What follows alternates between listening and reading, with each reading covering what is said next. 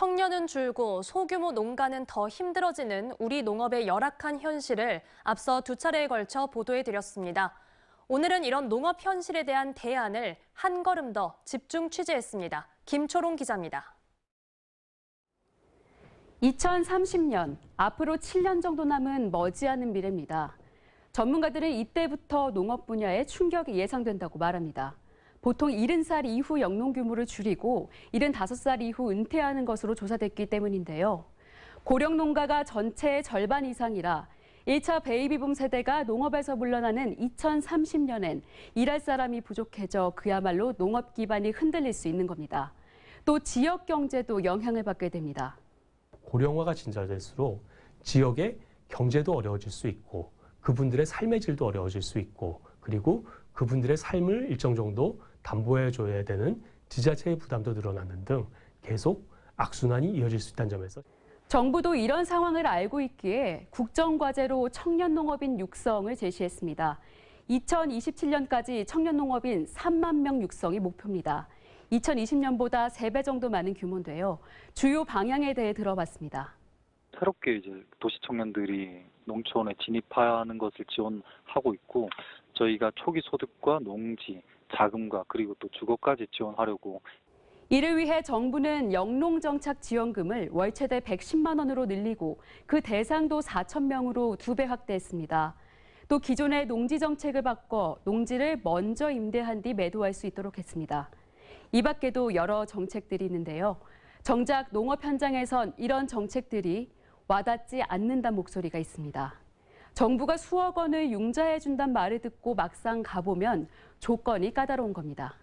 모집을 할 때는 몇 억까지 지원해줍니다. 그러지만 막상 은행에 찾아가면 당신은 이 이상 대출을 받을 수 없습니다. 이렇게 해서 막혀가지고 힘들어하는 분들이 되게 많거든요. 농가의 현실에 맞는 세밀한 정책이 필요하다는 의견도 있습니다. 초기 자금은 융자로 일단 해결했다고 해도 수확 전까진 수익이 없어 일용직까지 뛰어야 하는 현실인 겁니다. 5억이나 빚이 생기는 거잖아요.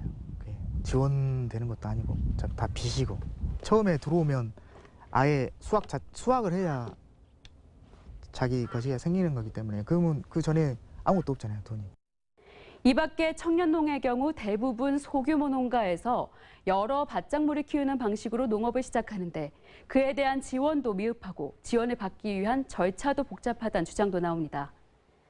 농업인을 확충하면서 현실에 맞는 대책을 마련해야 하는 건데요. 먼저 젊은 농업인을 확충하려면 단순한 노동농업 외에도 양질의 농업 일자리를 만들어야 한다고 전문가들은 조언합니다. 장시간 중노동의 저임금 이런 것이 아니라 대학을 졸업한 농대를 졸업한 예를 들어서 대학생들이 충분히 취업할 만한 그런 매력이 있는 양질의 농업의 일자리가 만들어지고요. 거기서 경험을 쌓아서 영농 창업을 할 수 있는. 또 농업 인구 확충을 위해서는 젊은 층뿐 아니라 은퇴 세대 그리고 외국인 이민자를 적극 활용해야 된다는 그런 의견도 있습니다. 무엇보다 스마트팜 등 소농에 대한 고소득 정책이 필요하다는 주장도 있습니다. 비닐하우스형 스마트팜, 중저가형 스마트팜이라고 그러죠. 그런 중저가형 스마트팜을 통해서 다양한 품목을 재배하고 그걸 통해서 소득을 올릴 수 있는 그런 비전과 정책이. 농가 수가 급격히 줄어들게 된다면 어떤 일이 벌어질까요? 쌀은 기계화가 됐다고 해도 채소나 과일 등 밭작물의 경우엔 국내산을 구하기 힘들 수 있다고 전문가들은 보고 있습니다.